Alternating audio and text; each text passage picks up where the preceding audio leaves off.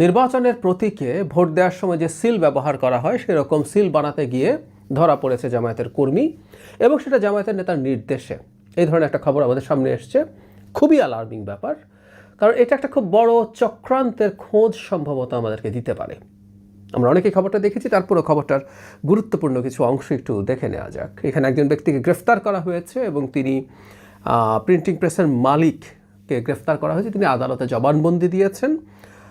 তিনি যা যা বলছেন ব্যাপারটা একটু এভাবে বলা যায়, মানে ভারপ্রাপ্ত কর্মকর্তা জানিয়েছেন এভাবে: জামায়াত ইসলামীর নেতা সৌরভ হোসেন ওরফে শরীফের নির্দেশে এসব সিল তৈরি করা হয়েছে বলে সোহেল রানা আদালতকে জানিয়েছেন। সোহেল রানা হচ্ছে সিল তৈরি করার যে দোকান সেটার মালিক। গত 30 জানুয়ারি তার হোয়াটসঅ্যাপে সিলগুলো তৈরির অর্ডার দেন শরীফ, এরপর তিনি সিলগুলো বানান। এই ঘটনা জানাজানি হওয়ার পর আমরা জানি যে জামায়াতে ইসলামী তা সৌরভ হোসেনকে বহিষ্কার করেছে, তার বিরুদ্ধে দলের ভাবমূর্তি ক্ষুণ্ণ করার অভিযোগ আনা হয়েছে। জামায়াতের আমির বলেন, ঘটনার পরপরই আমরা সৌরভকে দল থেকে বহিষ্কার করেছি। তিনি ভোটারদের ভোট দেওয়া শেখানোর জন্য নাকি সিলগুলো তৈরি করেছেন, তবে এটা দায়িত্বহীন কাজ। এছাড়া যার যার দোকান থেকে সিল উদ্ধার করে যাচ্ছে তিনি আমাদের দলের কেউ নয়। পুলিশ তদন্ত করবে টরবে বলছে, মানে ইনস্ট্যান্ট একটা ব্যাখ্যা বের করা হয়েছে কি ভোট দেওয়া শেখানোর জন্য তিনি সিলগুলো বানানোর চেষ্টা করছেন, এবং সিলগুলো হচ্ছে অবিকল সেই সিল, কতগুলো বর্গাকৃতি থাকে আমরা দেখেছি, এটা সেটার মতো করে বানানো। তারপরে জামাত তাকে বহিষ্কার করেছে। কয়েকটা কথা একটু মনে রাখা দরকার। জামাত তত স্বীকার করলো যে এই ভদ্রলোক তাদের নেতা এবং তাকে বহিষ্কার করেছেন, তিনি ওটা বানাতে যাচ্ছিলেন। এখন প্রশ্ন কয়েকটা আছে, এবং এই ধরনের মানে পরিকল্পনা যদি থেকে থাকে সেটা ঠেকানো কীভাবে যেতে পারে সেটার ব্যাপারেও একটা ধারণা গতকাল একটা গোলটেবিল বৈঠক থেকে আমি পেয়েছি, সেটা আপনাদেরকে একটু জানাতে চাই। সিল বানানো হচ্ছে মানে এটার সাথে তো কান টানলে মাথা আসার মতো, সিল টানলে তো ব্যালট পেপারও আসে।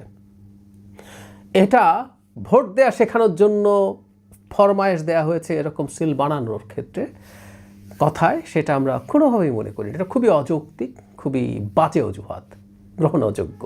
সো এটার সাথে জালিয়াতির সম্পর্ক আছে, আমরা ওটা নিশ্চিতভাবে ধরেই কথা বলতে চাই। তাহলে জরুরি প্রশ্ন হচ্ছে, সিল কেন? সিল মানে ব্যালট পেপার আসবে, ব্যালট পেপার কি তারা পাচ্ছেন বা পেয়েছেন? মানে কথাটা এইরকম যে প্রত্যেকটা কনস্টিটিউয়েন্সিতে আলাদা আলাদা ব্যালট পেপার হয়, কারণ সেখানে শেষ পর্যন্ত যে কয়টা প্রতীক থাকে সেই প্রতীকগুলো অনুযায়ী ব্যালট পেপার ছাপা হয়।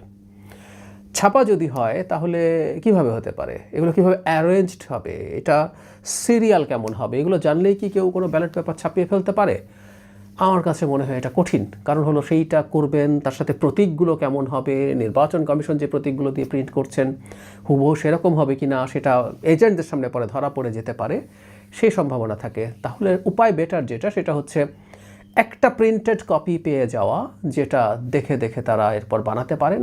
আরেকটা আরও সহজ হয়তো একটা সফট কপি পাঠিয়ে দেওয়া। এই যুগে এটা কিন্তু খুবই ইজি ব্যাপার, যদি চক্র জড়িত থাকে, মানে অ্যাপারেন্টলি খুবই শক্তিশালী নিরাপত্তা ব্যবস্থার মধ্য দিয়ে এসব প্রিন্ট করার কথা, কিন্তু জামায়াতের প্রচুর অ্যাক্সেস তৈরি হয়েছে সরকারের বা রাষ্ট্রের বিভিন্ন গুরুত্বপূর্ণ জায়গায়।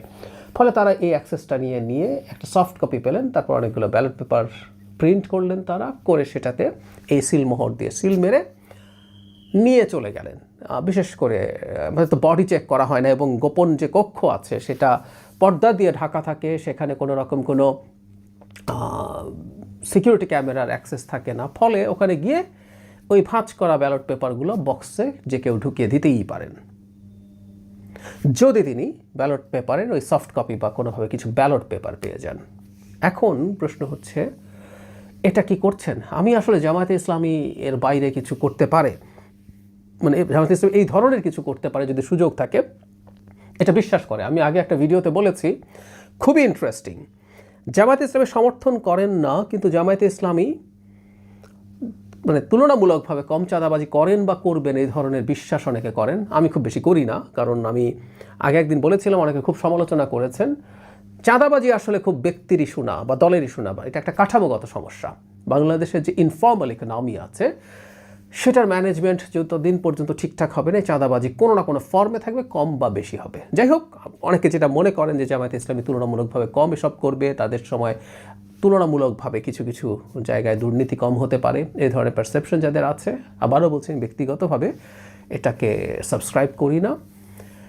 কিন্তু তারাও বিশ্বাস করেন নির্বাচনে জেতার জন্য জামায়াত ইসলামী যে কোনো অন্যায় অনিয়ম দুর্নীতি করতে পারে। মানে খুবই মজার ব্যাপার, একটা রাষ্ট্রের ভোট চুরি করে অবৈধভাবে ক্ষমতায় যাওয়ার অন্যায় বা পাপ চাঁদাবাজি বা অন্য করাপশনের তুলনায় বহু বহু গুণ বড়, কিন্তু তারা এটা করতে পারে বলে মানুষ মনে করে। সো এটা সিস্টেম্যাটিক বা সেন্ট্রাল একটা ডিসিশনের পার্ট হতে পারে। মানে একটা ধরা পড়েছে, এরকম আরও কয়টা আছে, কতগুলো আছে, এই প্রশ্ন তো সামনে আসতেই পারে।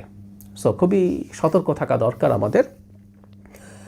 একটা রাউন্ড টেবিলের কথা বলছিলাম, সেখানে এই ইস্যুতে না, জেনারেলি একটা খুব গুরুত্বপূর্ণ দায়িত্বের কথা জেসমিন টুলি আপা বলেছিলেন। জেসমিন টুলি হচ্ছেন আমাদের নির্বাচন কমিশনের অতিরিক্ত সচিব হিসেবে রিটায়ার করেছেন। তিনি নির্বাচন ব্যবস্থা সংস্কার কমিশনের সদস্য ছিলেন, যে সংস্কার কমিশনের একজন সদস্য আমিও ছিলাম, তার সাথে আমি কাজ করেছি। অসাধারণ মানুষ, নির্বাচনের খুঁটিনাটি তিনি সব কিছু খুব ভালোভাবে জানেন, বিভিন্ন পর্যায়ে কাজ করেছেন। শেখ হাসিনার প্রথম শাসনের সময় চট্টগ্রামে একটা নির্বাচনে আওয়ামী লীগ কারচুপি করার প্রেক্ষাপট তৈরি করছিল, সেখানে তিনি খুব কঠোরভাবে সুন্দরভাবে সেই নির্বাচনটা করে এসেছিলেন, সাহস নিয়ে আওয়ামী লীগ প্রার্থীর বিরুদ্ধে দাঁড়িয়েছিলেন। সেটা এখনও আমাদের খুব গুরুত্বপূর্ণ একটা উদাহরণ হিসেবে রয়ে গেছে। সেই টুলিয়াপা একটা খুব ইন্টারেস্টিং কথা বলেছেন, এটা আমি মনে করি তিনি অন্য সব মানে জেনারেলি বলেছেন এটা করার জন্য, কিন্তু এই চুরিগুলো ঠেকানোর জন্য এটা কাজ করবে। সেটা হচ্ছে এরকম যে কতগুলো ভোট দেয়া হলো সেটার একটা হিসাব করা হয়, কিন্তু কতগুলো ভোট বাকি মানে ব্যালট পেপার বাকি থাকলো এটাও চাইলে না, এটা এজেন্টরা ইনফ্যাক্ট ওখানে যারা অফিসার্স আছেন তাদের কাছ থেকে এটা দেখে নিতে পারেন এবং টুকে নিতে পারেন। একটা সহজ উদাহরণ দেই, যে একটা কেন্দ্রে ধরে নিলাম 100 ভোট হয়েছে, তো হিসাব করতে হবে যে ভোটগুলো ব্যালট পেপারগুলো বাকি রয়ে গেছে, এই হিসাবটা নাকি বেশিরভাগ এজেন্টরা করেন না। তাহলে ধরলাম যে কেউ একজন হিসাব করে দেখলেন যে 25টা ব্যালট পেপার রয়ে গেছে, তাহলে পরে যখন ভোট কাউন্টেড হবে তখন কিন্তু বের হবে যে 75টা ভোট ওখানে দেয়া হয়েছে, যেহেতু 25টা এখানে বাকি রয়ে গেছে।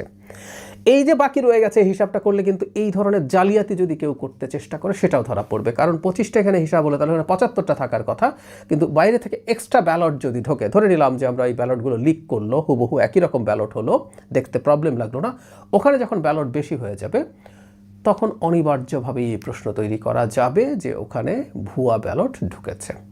সুতরাং আমি মনে করি এটা জেনারেলি করা দরকার। এজেন্টরা যে পরিমাণ ব্যালট বাকি রয়ে গেল টোটাল ব্যালট থেকে, সেই হিসাবটা দেখবেন এবং করিয়ে নেবেন সেখানে দায়িত্বপ্রাপ্ত অফিসার থেকে, তাহলে হয়তো এটা ঠেকানো যাবে। আমি আগামী নির্বাচনে এজেন্টদের, বিশেষ করে বিএনপির এজেন্টদের খুবই সতর্ক থাকতে হবে। সব এজেন্টেরই থাকা উচিত, কোনো দলই কোনো অন্যায় বা অনিয়ম করুক সেটা কোনোভাবেই যেন হতে না পারে সেটা দেখতে হবে। কিন্তু এই নির্বাচনে জামায়াত অনেক ইলেকশন ইঞ্জিনিয়ারিং করতে পারে, তারা বিভিন্ন ফর্মে এই